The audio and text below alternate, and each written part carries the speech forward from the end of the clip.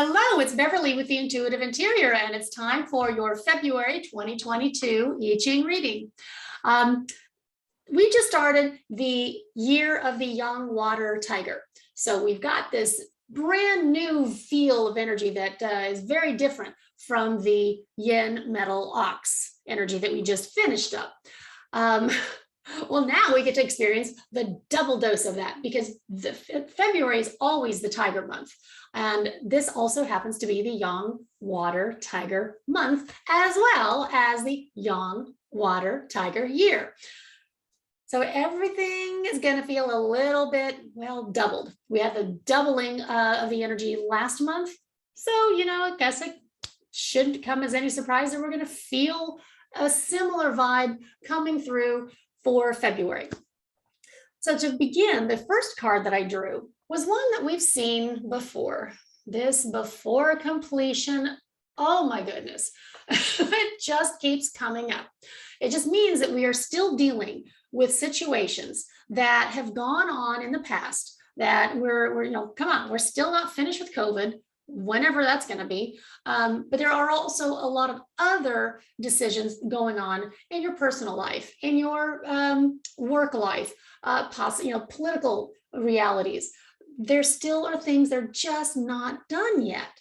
So again, to kind of refresh everybody's memory, or if you're new to the channel, we are having the Kan hexagram on the bottom here with the Li, the fire hexagram on top. So you got all this water energy that is just below the surface and this heat source up here. So it's really precarious. Again, you look at the image of this person just really having to look at where they're putting their feet when you're trying to cross a piece of water that is or a body of water that is, maybe it's 100% frozen, maybe it's not. You just gotta go slow.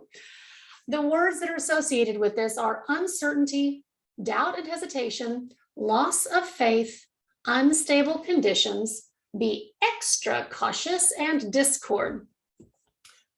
So yeah, again, something that we keep seeing. There's a cup there. The focus line on this one is number 5. And it says, if you find yourself in a leadership position, it's because you've earned it.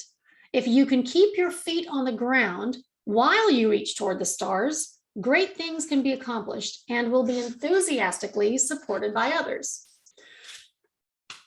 This time around, this card's the part of the main body of the write-up on it, this jumped out significantly more strongly than it has in the past when it's shown up. So it again says, when any undertaking reaches a point of near completion, it is natural that there is a moment of wavering. So don't be frightened off track by the wobblies. That's just how nature works. Just remember to be gentle with yourself during the shaky time.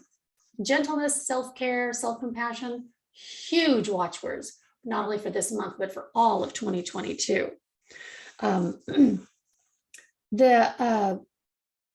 Also, this sentence, big time, jumped out. It says, do not act simply because you're being pressured by others or driven by your own impatience.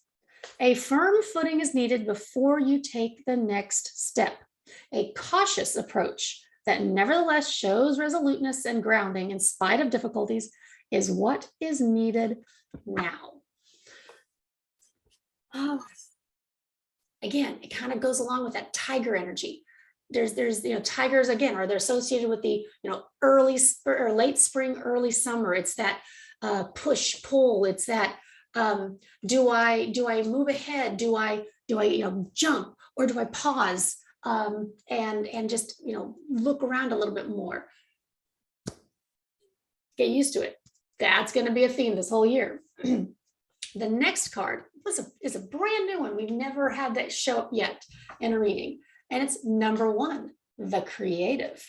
The creative has the double energy here of the yang metal. So this is the Chan hexagram or trigram on the top and on the bottom. The creative is the active yang principle, strength, tenacity, dynamism, inspiration, heaven, masculinity, authority, father.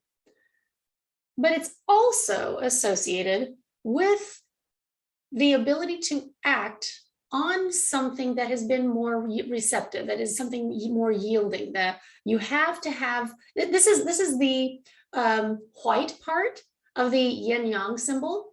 The black part is the the receptive. The yin yang part is the active.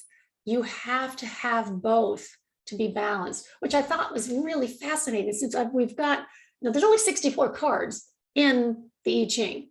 We got number 64 that came up first and number 1 that came up second. So we're having to always balance everything that's going on around us. The focus line on this one was number 2. And it says, you are in touch with the inner voice of intuition. Trust it and be free of the limited perspective of doubt and hesitation that has kept you immobilized. This card represents ultimate potential. It represents that directive or that inspiration you get from, those shower moments. We've all had the moment where we're in the shower and suddenly we get this brilliant idea. This is the card that says, great, you've now received that, act on it. But you had to be quiet enough to receive the idea. This, how is it that it says this compelling yang power cannot be prevented or manipulated to your will? Any attempts to egotistically impose upon it only distorts the outcome. The best laid plans go awry. So it really also speaks a lot to losing that attachment to your certain expectations for the expected outcome, being willing to say yes to the unexpected.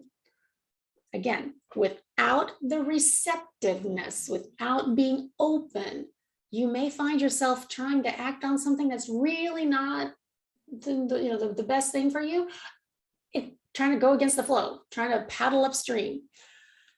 Sometimes you have to be persistent, and sometimes it's really a good idea to stop beating your head against a brick wall. The final card, again, a new one. This is number 38, opposition. This one has the hexagram of Dui. This is the yin metal. Again, on top of that is Li, the fire element. So you have this yin fire, the yin metal with the fire on top. Doesn't that look like a candle holder? I thought that looked kind of fun.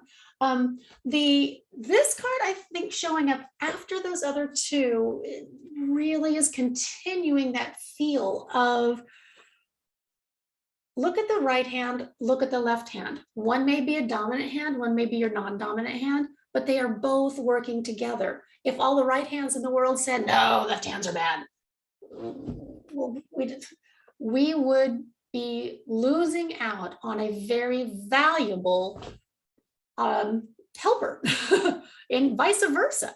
So the card here, it says it talks about opposite viewpoints, personal differences, a communication gap, disharmony, misunderstandings, and estrangement. Of course, all those things are possible if you suddenly other a whole group of people around you, whether it's the group of people in your family, in your friend group, of different ideologies, religious persuasions, politics. That's just general bad practice. The focus line on this is number 2. Times of opposition sometimes bring unexpected opportunities to discover new harmonies. It's a bit like an improvisational jam session that begins in dissonance and somehow magically clicks into a truly inspired and spontaneous concert. Count yourself lucky in this one and enjoy your role in the new band. because the second line showed up, I have a lot of I got a whole renewed sense of excitement about what can be happening for this month, that maybe we can all finally start seeing the value in respecting other people's opinions.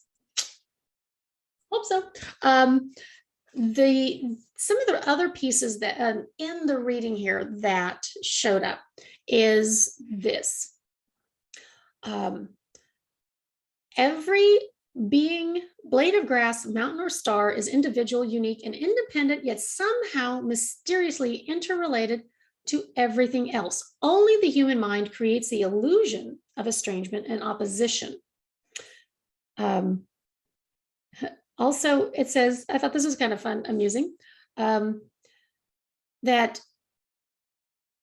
headbutting is not just exhausting. It creates all kinds of headaches and unnecessary complications. Cutting off someone from someone because they're different or because you don't agree with their opinion simply shuts the door of cooperation that could provide insight and result in a breakthrough. Once you label a person or as impossible, you're cheating everyone, especially yourself. Obviously, not everybody is interested in finding, a neutral ground or finding that mutual area of agreement. But the more that people who have been on opposite sides of the spectrum try to find that, the more harmony and happiness and joy that we can all experience. And isn't that the kind of activity, the kind of forward movement that all of this young energy that we've got coming down for 2022, isn't that what it's all about? Isn't that what it's bringing to us? Let's let February be the start of a whole year worth of reconnection, understanding, and self-compassion, because that self-compassion then is going to bleed over into compassion for everyone else around you. Thank you so much for listening. I'm getting really close to finally getting it to enough subscribers so that I can get the personalized YouTube link at the end. So if you know of anybody else who would enjoy these, please ask them to subscribe, like, share. You know what to do. It's YouTube. Y'all should know this by now, but I thank you anyway. Anyway, have a wonderful February.